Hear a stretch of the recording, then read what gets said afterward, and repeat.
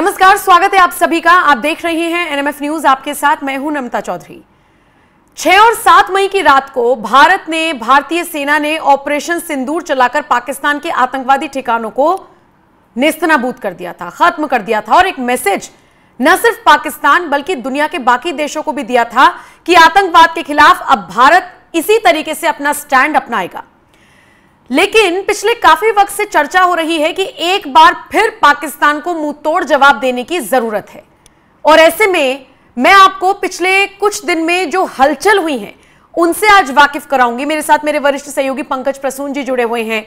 हम इसी मुद्दे पर आज चर्चा करेंगे कि कुछ ऐसे कदम उठाए गए हैं, जैसे 20,000 से ज्यादा सीआरपीएफ जम्मू कश्मीर में डिप्लॉय किए गए हैं और भी मुलाकातों का दौर चल रहा है। राष्ट्रपति मुर्मू से प्रधानमंत्री मिलते हैं, अमित शाह की मुलाकात हो रही है। तो सवाल ये उठता है कि आखिर क्या पक रहा है और क्या कोई बड़ा फैसला लिया जा सकता है आने वाले वक्त में। आज इसी पर चर्चा करेंगे। पंकज जी, बहुत सारे कयास लगाए जा रहे हैं। मैं चाहूंगी एक एक करके पिछले कुछ दिनों में जो कुछ भी हुआ है हम बस उन कड़ियों को कड़ियों से जोड़ें। देखिए, आपने 6 मई और 7 मई की बात की, लेकिन 16 जुलाई और 17 जुलाई की रात्रि में दिल्ली में कुछ बहुत बड़ा हुआ है और इसके बारे में खबरें नहीं कवर की गई हैं। देखिए, सबसे पहले प्रधानमंत्री स्वयं जाते हैं राष्ट्रपति से मिलने।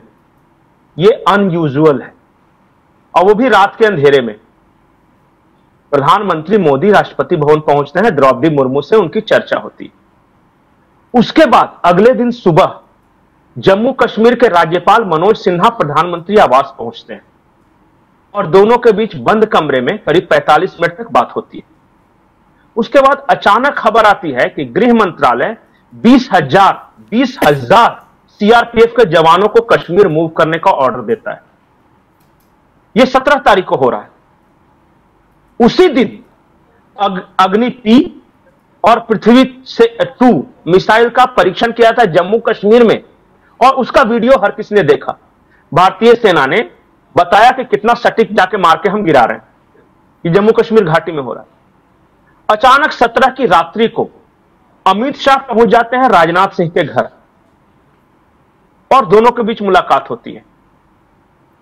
18 की रात्रि को आप जाके अगर भारत पाकिस्तान बॉर्डर के आसमान पे देखिएगा तो अनयूजुअल मूवमेंट ऑफ वॉरप्लेन्स दिखाई देते हैं। यह पिछले 3 दिनों में हुआ है। अब अलग अलग खबरें अगर आप देखिएगा कि प्रधानमंत्री ने राष्ट्रपति से मुलाकात की और फिर उसको भूल जाइए, और फिर पता चलेगा कि अमित शाह ने राजनाथ से मुलाकात की, फिर भूल जाइए, और फिर एक परीक्षण अलग खबर, तब नहीं समझ में आएगा। लेकिन सारी खबरों को समग्र रूप से जोड़ के देखिएगा तो कुछ तो दिल्ली में मंथन चल रहा है। और अचानक 20,000 सीआरपीएफ के जवानों को मूव का ऑर्डर देना, जम्मू कश्मीर के आसमान में वॉरप्लेन्स का अनयूजुअल मूवमेंट, अचानक अग्नि-P और पृथ्वी मिसाइलों का जम्मू कश्मीर में टेस्ट होना और रात को राष्ट्रपति से प्रधानमंत्री का मिलना और सुबह सुबह जम्मू कश्मीर के राज्यपाल का यहां पे मौजूद होना और सीधे प्रधानमंत्री से मिलना, कुछ तो चल रहा है। और जो भी है वो जम्मू कश्मीर सेंट्रिक चल रहा है, वहां पे कुछ होने वाला है। आपको पता होगा कुछ दिनों पहले एक शहीद स्मारक पे फूल चढ़ाने के नाम पे नजरबंद हुए थे कश्मीर के सारे विधायक, नेता वगैरह। वो खबर हमने कवर की थी। बिल्कुल। और उसके बाद मुझे लगता है ना कि वो ठहरे हुए पानी में कंकड़ मार के देखा गया कि रिएक्शन क्या होता है। अगर एक दिन इनको नजरबंद करते हैं तो ये क्या कर सकते हैं, क्या इनका रिएक्शन होता है। वो परीक्षण हो गया है और उसके बाद आगे की तैयारी चल रही है।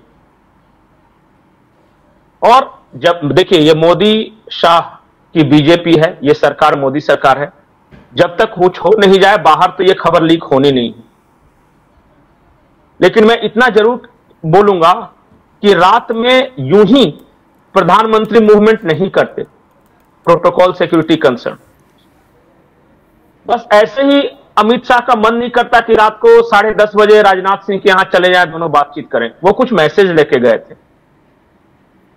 मुझे ऐसा लगता है कि जम्मू कश्मीर में या एलओसी पे या कुछ तो करने की तैयारी है जिसके बारे में बताया नहीं जा रहा है। अब मैं इसको दूसरे सिरे से जोड़ता हूं। चीन को न्यूट्रलाइज करने के लिए, ताकि वो खुलकर उतना नहीं आए, एग्रेसिव नहीं हो, आरआईसी की बात चली है। और पहली बार आप देख रहे होंगे कि 1 महीने के अंदर अजीत डोभाल चाइना में गए हैं, राजनाथ सिंह चाइना में गए हैं, एस जयशंकर चाइना में गए हैं, और सितंबर में प्रधानमंत्री मोदी जाने वाले हैं।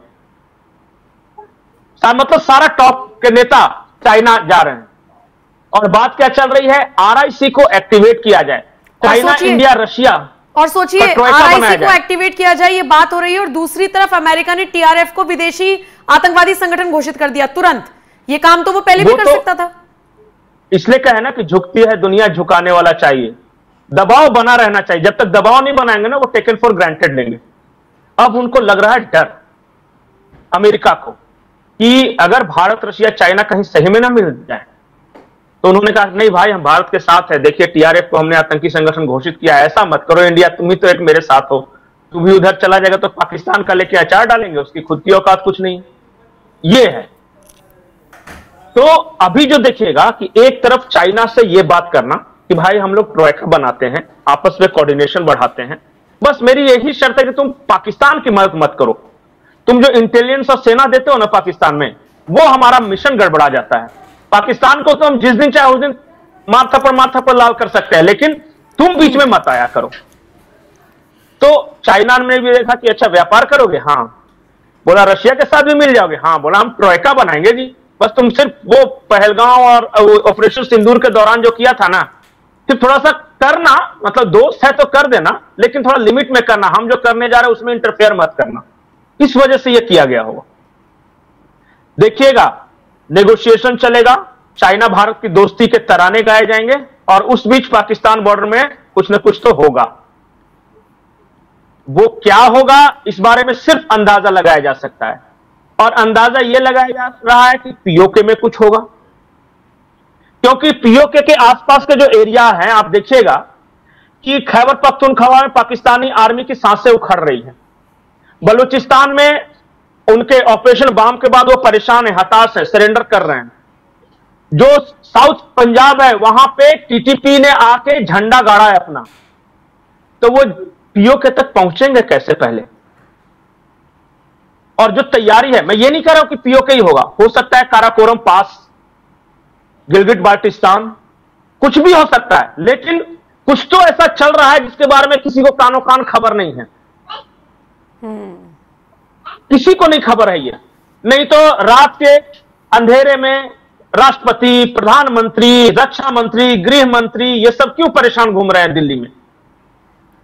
और फिर ये सब तो चलिए कुछ दूसरे मंथन भी कर सकते थे, लेकिन वो जो 20,000 सीआरपीएफ वाले को अचानक जाकर डिप्लॉय करना, मुझे लग रहा है कुछ तो गड़बड़ है दया, कुछ बड़ा होने वाला है, समझ में नहीं आ रहा है। और अभी कुछ भी कहना थोड़ी सी जल्दबाजी होगी, जल्दबाजी भी होगी। हाँ। इस तरह की तैयारियों के बारे में बिल्कुल लीक नहीं करना चाहिए। और बहुत सारे लोग अभी तो रोएंगे कि बिहार का चुनाव है, उससे पहले कुछ कर देंगे। ये भी तो रोना होता है ना अपने यहां। ठीक है, ठीक है पंकज जी, थोड़ा सा इंतजार करते हैं, दर्शकों के ऊपर छोड़ते हैं। बहुत सारी खबरें आपके सामने आई, लेकिन आंखों के सामने से चली गई, उन सबको ही जोड़कर आपके सामने रखा है। आप क्या सोचते हैं इस वीडियो को लेकर? कमेंट सेक्शन में अपनी राय हमें जरूर दीजिएगा। नमस्कार।